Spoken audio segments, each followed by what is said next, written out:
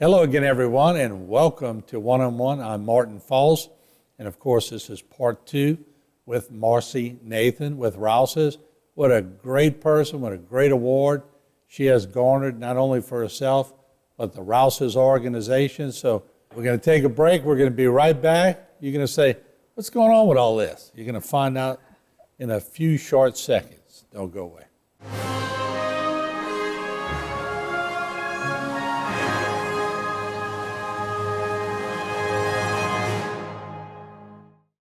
One-on-One is brought to you by the Law Office of Waits and Downer.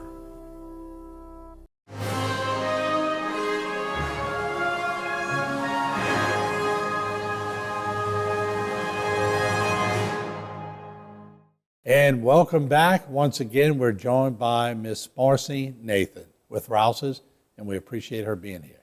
Talk about C Rose. Yeah. Now, I used to deliver beer To Ciro's. Paying my way through college, Mr. Buque. I remember telling Donald one time, he goes, he was tough, huh? I go, no, I actually had him laughing a lot. Really? I'd go in the back and crack a joke to him, and he would smile and laugh. And Donald said, he smiled? I said, he sure did. So he must have liked me. He must have liked you for sure, 100%. But I remember that. That's where the big Rouse's is now, right? You know, the old movie theater was around there, and then but the history is sort of set in stone, isn't it? The history is set in stone, and that's another piece of my job that I really love, is that I get to tell that story in so many different ways. So whether it's, last year we celebrated 100 years of city produce, and we're continuing to tell that story. I think I called you about this, that we had this big argument about what is a shallot. So what do you think a shallot is? A green onion? It is not a green onion. I think it's a green onion too, right? So I grew up in New Orleans, and that's what a shallot was. Yeah. So we get into this whole thing with our produce people, who some of whom are didn't grow up here, and of what a shallot is, like actually determining what a shallot. So what is it? A real shallot is like an onion, sort of. It looks like a triangular onion. What we think is a shallot is actually called a spring onion. Okay. It's not a green onion. All right. And I had no less than Marcel Bienvenu, Poppy Tooker, Liz Williams from SoFab, all of these culinary experts. I was like, you got to back me up on a shallot. You got to back me up that it's a shallot. Did they back you up? Well, we were able to find that people have always called it shallots. And when you go back to the ads for Ciro's, they were called shallots at Ciro's. Yeah. And they were called shallots in city produce. That's how city produce got started. One of the big things was packing the shallots in the packing shed. Mr. Anthony worked in the packing shed too, and putting them on rail cars and sending them around the country. But they were shallots, but they're not. They're spring onions. But I guess because me and Dad grew up too, so they were green. I guess we've just always called them green. So it's a spring onion. It's a spring onion. Okay. Yeah. I learned something new today. I'm still going to call it a shallot, but our produce department will tell you it's a spring onion. And a lot of people say shallot differently too. Shallot. Shallot. I've heard it pronounced so many different ways. But it's like when I first started coming down here with Radiophone, and since, like, I have friends who are Dags and Daggles. And it's spelled exactly the same. That's correct. Yeah, and Aucoin and Aucoin. Or Boudreaux and Boudreaux. Okay, I haven't heard that one. I've only heard Boudreaux and Thibodeau. The accent's a little different on each syllable. You would love to be in a meeting when we get feisty. So let me say this. When the marketing team is feisty, so I sound like I'm from the Bronx, right? I have that terrible, it doesn't matter that I went away to college. It doesn't matter I went to graduate school. I still sound like I drive a cab. Maybe Brooklyn on a good day, but usually the Bronx. And don't get me to say, if I have to say the word gravier, I can't do it. What ward you grew up in? No, I should not sound like this. I grew up in Old Metairie. I went to school uptown. Yeah. Where'd you pick that up at? It's what everybody sounds like. Okay. You either have that, I think it's what New Orleans sounds like. But you would think it would be, some people have their accents bred out of them. I feel like I had my accent just nurtured. What I was going to say, in our marketing meetings, ready? When people get feisty, the Luling accent, the Chack Bay accent, the, Harley, where are you from?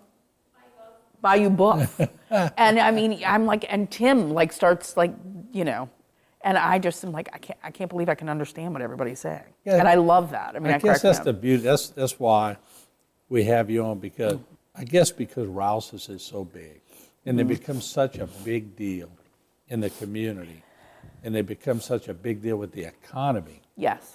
It's good to know that behind the scenes, they're like all of us. We are talking about food. We are talking in all the accents of Louisiana. We are arguing about the Saints. That's what everybody's talking about this morning. We were at Saints stuff last night. Of course, we're focused on business. But yeah, the things that are the culture of Louisiana and the culture of the Gulf Coast is what we're talking about. And it's so cool because I've gotten messages from all of them before. Yeah. Like I saw this show. Yeah. And plus, a lot of people don't realize they have relatives playing for schools. Oh, and yes. And Donnie had a boy playing for Edie White. Yeah. So it's, they're connected. Yes, 100%. And then we have store managers and team members in all of these markets who are so connected to the communities where they are.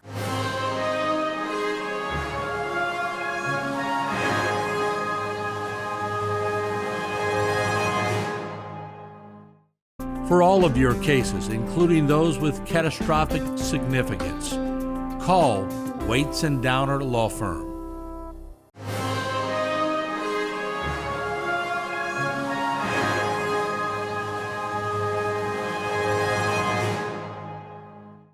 I never knew they separated women. They had a women's organization in the grocery business and all that. I didn't know until they nominated me. This is big business. It is big business, and I am, I think, maybe the 10th person to win it.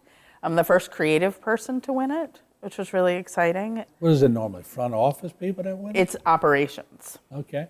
so it's usually operators. You're the first marketing. I'm the first marketing person to win. Wow. That's pretty cool. It was pretty cool. I'm first person from Louisiana, too. So you sort of set the trend. Hope I am the first of many, many, many women at Rouse's, because we have our own women in grocery organization at Rouse's that we call WIG, after Dolly Parton. To wear a big old wig, and I found out that I was nominated, and then I thought, there is no way. Like I think that they had, at the final round, had like 16 people, and I was like, that's not happening. That's not happening at all.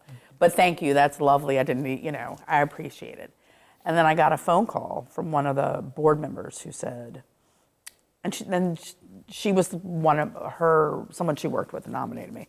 And she said, do you want to have dinner in March? And we usually have dinner when she comes in town. I was like, absolutely. And she said, how about we do it in Vegas?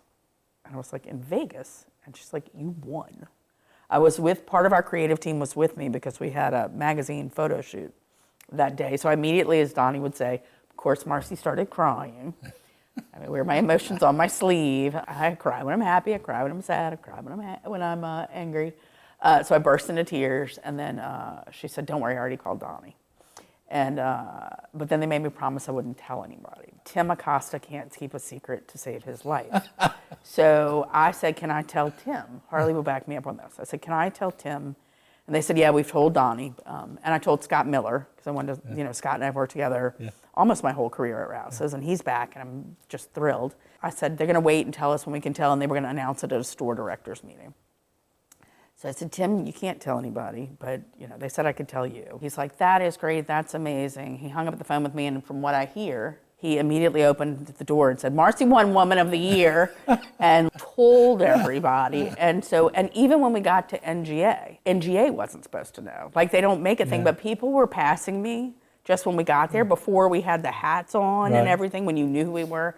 And they were congratulating me because Tim had told many people. But it was great. No, he was proud. No, I mean, it's great. But I was like, I was like, okay, so everybody First one from Louisiana, first one from Rouse's. Right? And we had other independent grocers from Louisiana there. Our whole flight was independent grocers going up. It just was fun. I bet that was a party on the jet, huh? We flew up on Southwest. And Lee Vayon from HR was with us. Lee's, we just adore. A bunch of us flew up. And then we went out at night, we danced, we sang, we shut. That's good. I think in my article in the magazine, I was honest and said that nobody from Louisiana knew that Vegas closed. And Vegas closes. I never knew that. At 3 o'clock, 2 o'clock in the morning, they're like, last call. And we're like, what last call? I thought Vegas went on forever. Nope. No, we were shut down, and we had to go to bed, I guess around 2:30 or so. the night of the celebration. We'd gone out to this great dinner that just was like amazing, and and then they shut us down. So What'd you do with the life-size cutout? So there are a few of those life-size cutouts. One is in the office now. It's in the lobby. We're putting one at Barone because that's where my office is. Yeah. And I think that the one that's in the lobby should live in Donnie's office when we're done, right? So he can just see my face every morning when he comes in work. You got to keep one, right? I will totally keep Souvenir. one. And my friends here threw a big party for me too, and they made these cowboy hats and all this stuff. So yeah, everybody was so great about celebrating those. All right, so let's talk some fun a little bit. You're all buried into this work, making people look good and all that. What do you do for fun? Well, last night I went to the Saints with 9 of my friends. They told me I could bring one person. I roll deep. I'm so lucky because I get to write all the stuff with the Saints and always have in my career. Official supermarket. Official supermarket Saints, but I've worked with the Saints like my whole career. Yeah. We go out to eat all the time. Love to go out to eat, support the New Orleans restaurants. So I'm usually go out to eat 3 or 4 nights a week with friends, and love to go out and hear music. I'm at Tipitina's a lot, and going to hear music, going to festivals, going to out to eat, hanging out with my friends. What's your favorite genre? I'm 2 things. I'm an old school R&B person, but I really love like traditional rock. Okay. Right now, though, I've been listening to a lot to the Avett Brothers for some reason. It just sort of resonates me. I had a big Tom Petty phase recently. Yeah. Tom Petty was good. Yeah, I mean, I miss Tom Petty. Yeah, for sure. We lost a giant. Yeah.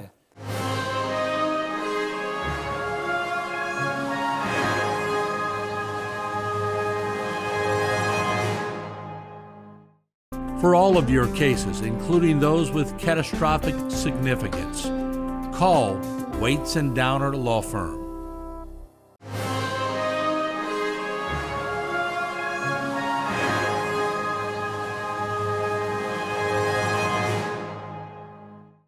What about your favorite song of all time? If we had to get you down to one song. I don't have a favorite song of all time. I know you're going to make me answer that, but I would say I don't have a favorite song because I have so many favorite songs. Right.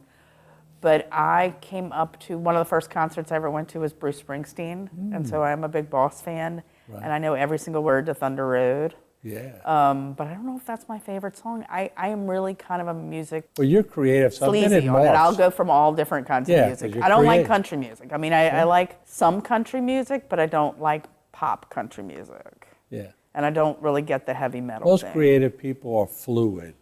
In what we're listening to. Yeah, they're fluid. Well, and you need to do, like, people always ask me, what do you do to spark your creativity? Mm-hmm.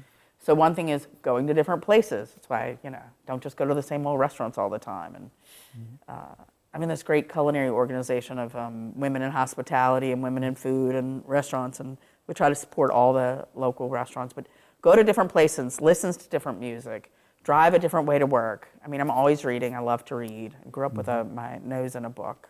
So you're a bookworm? I am a bookworm. I would have never thought that. Really? Yeah, I see you being out front doing creative stuff and all that, but I can't see you sitting in a corner of a house reading a book. I always have a book. I have like 3 books in my car. You do the magazine, so I mean. Yeah, and you have to make connections. So the creativity really, like I said, is about making the connection. So you want to be reading different things, listening to different things. So you have a versatile, creative mind. I do. I'm really, really lucky. And both my parents were, nobody in my family was in the creative field. I was the first one, and I was expected to be a doctor or a lawyer. But then I was really so lucky because once things took off, people really supported me and supported my supported my book buying habit. I would say that Octavia Books probably has a wing named after me. You're a doctor of creativity. I'm a doctor of creativity. There you go, with the sash and everything. All right, so I tell you this flies by. So I want to ask you, if I got Tim in a room, and I got Donnie, and I got Donald, and I got their whole extended families, and Allie, and Harley, and I throw them all in there. Harley, Amanda, Casey, Eliza, and Nancy, and Stephanie, you're not in everybody. the room. Okay. So you can't hear what I'm asking, but I said I want one word Okay. to describe the person that's the creative mind behind all this, and give me one word for Marcy. What would you hope that one word would be? I would hope that the word would be creative, but I would say one or two of them might say stubborn. One or two of them might say spicy. Spicy. Spicy. That's I a am good spicy. word. People know I'm spicy. I'm very Yeah, spicy. but I don't say spicy in a bad way. No, I don't either. I'm Spicy's very good. I'm very passionate about what I do. I'm very protective of our brand. I'm very protective of New Orleans, very protective of Louisiana. I love my team, all that. Let's go with Don't spicy. get it. Yeah. I'm going to ask for you don't put a room full of all my ex-boyfriends together though. What would they say? I mean, they would stubborn, spicy, works too much, Yeah, they'd have a list. Wow. I just want to thank you for coming thank on. you. And congratulations. Thank you. What a big honor, not only for Rouse's and for the state, but you paid your dues.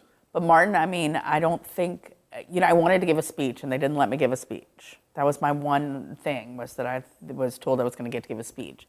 So I had this whole spiel, like sort of written two different things. One was about the women in food, because it's women, the women in food who had really inspired me, that I was very fortunate to get to. I worked with Ruth Fertel, doing Ruth's Chris Steakhouse. I got to work with Leah Chase.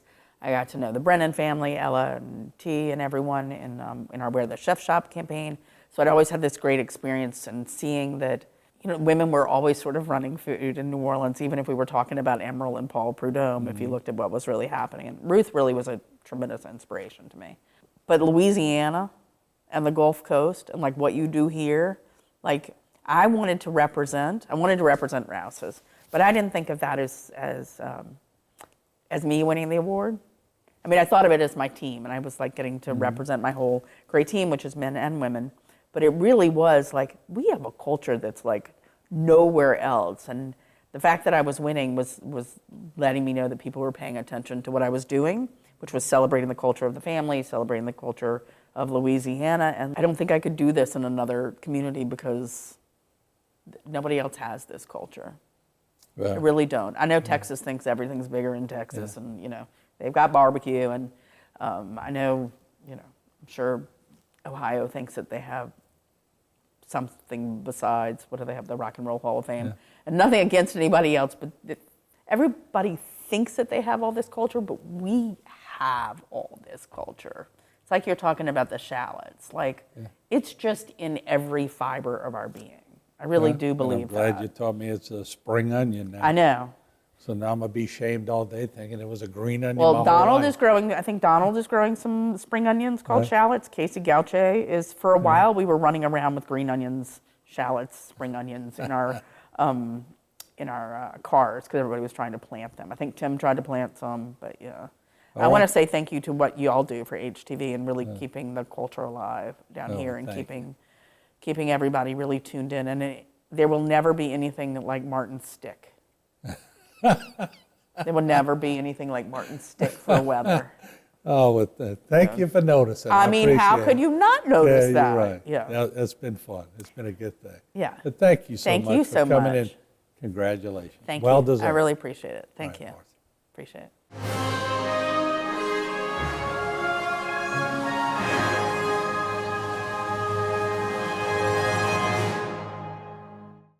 For all of your cases, including those with catastrophic significance, call Waits and Downer Law Firm.